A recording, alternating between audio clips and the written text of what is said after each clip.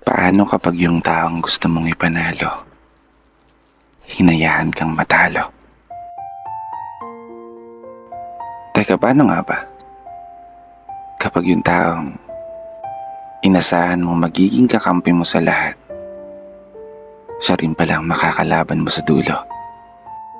Siya rin pala yung mananakit at sisira sa buong mong pagkatao.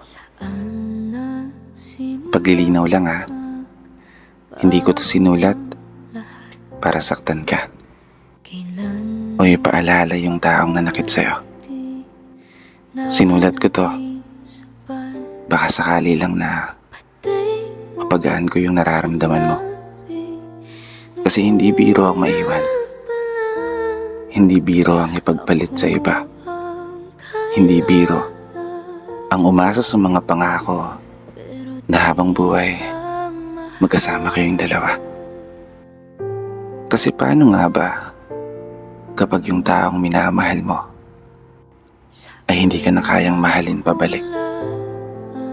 Paano nga ba kapag tuluyan ng nanlamig yung dating mainit at matatamis na halik?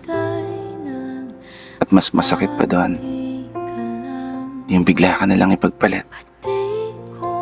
Paano ka nga ba makakabangon muli? Paano nga ba pahihilumin yung sugat kung sa tuwing ipinipikit ang mga mata ay palaging imahe mo pa rin ang siyang bumabalik?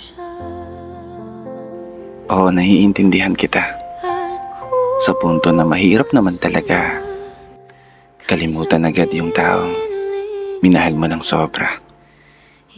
Mahirap naman talaga muling maging masaya kung nasanay ka na siya ang palagi mong kasama. Pero wala ka ng ibang magagawa kundi kailangan mong tanggapin ang lahat at maging matatag hanggang sa araw na humilom ang mga sugat at muling makausad na sa paglalakad ay wala ka ng lilingunin na alaala.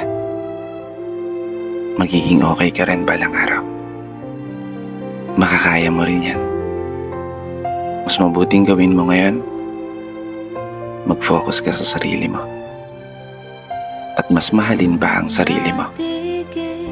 May dahilan ng lahat kung bakit nawala sa'yo.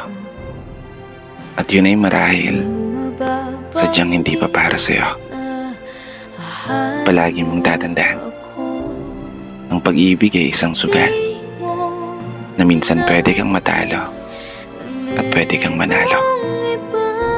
Magtiwala ka lang sa kanyang mga plano dahil darating din ang araw, mangyayari din lahat higit pa sa mga hinihiling mo. Isang mahigpit na yakap